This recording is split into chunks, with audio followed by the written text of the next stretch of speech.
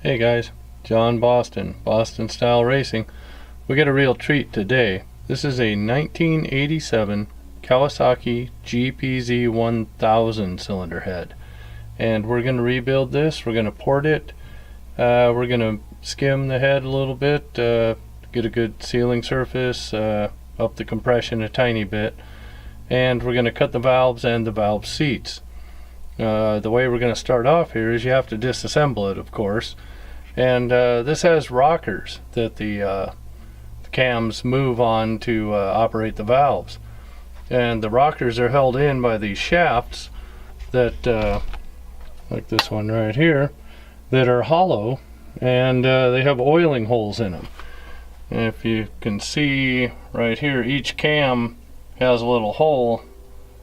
You can see them better on this side right there, a little hole. Each cam has an oil feed through that shaft, and the way you get those out, there's a little cap on the end each here, and you undo the cap, and then these rods are threaded.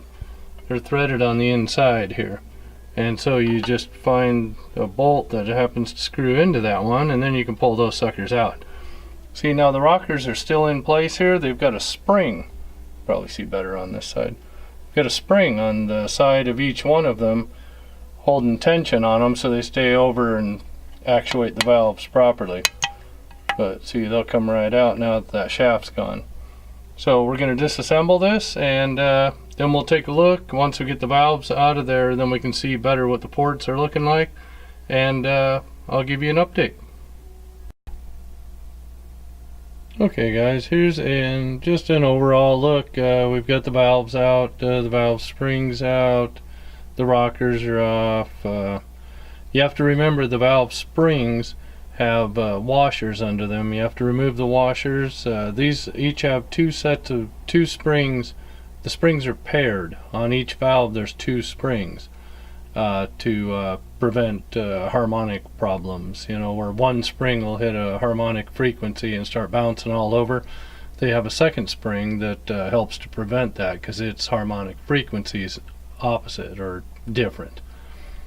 So there's a washer under each one of those springs. You have to make sure you remove all that stuff, because you don't want pieces falling off while you're working on it. You don't want while you're grinding on it, you don't want metal to get underneath or inside anything that's going to come out later and cause problems. So here's just an overall look of the combustion chambers here, and let's see, there's not a great deal of light. You can see the exhaust port's pretty small compared to what we have today, but we won't be enlarging those really. We're just going to clean them up, the whole thing. We just it's not all about making it bigger, it's just making it flow better. You can find places to increase flow without making it just bigger. Yeah, it's kind of dark to see in there. I've got a different lens I can throw on here later. Once I get it cleaned up a little and we can get some more light in there, I'll get you some more close-up pictures. Okay guys, here's that lens I promised you that has a little closer look. And sorry, because it zooms in so far, it's going to be a little shakier. You see how there's this clean area right inside the intake port? Of course, now, yeah, focus. Come on, focus. That's where Kawasaki is just taken and cut a little chamfered area around the edge so that the air will flow in there better.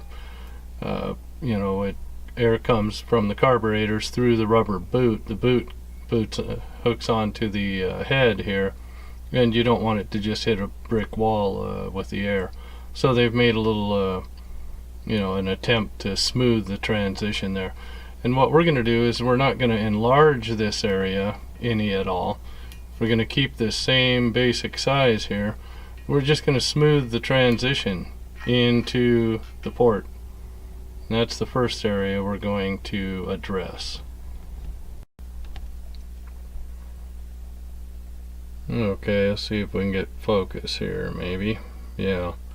You can see this is the exact same port that I showed you a second ago, with the little bit of smoothing that Cowie had done at the factory.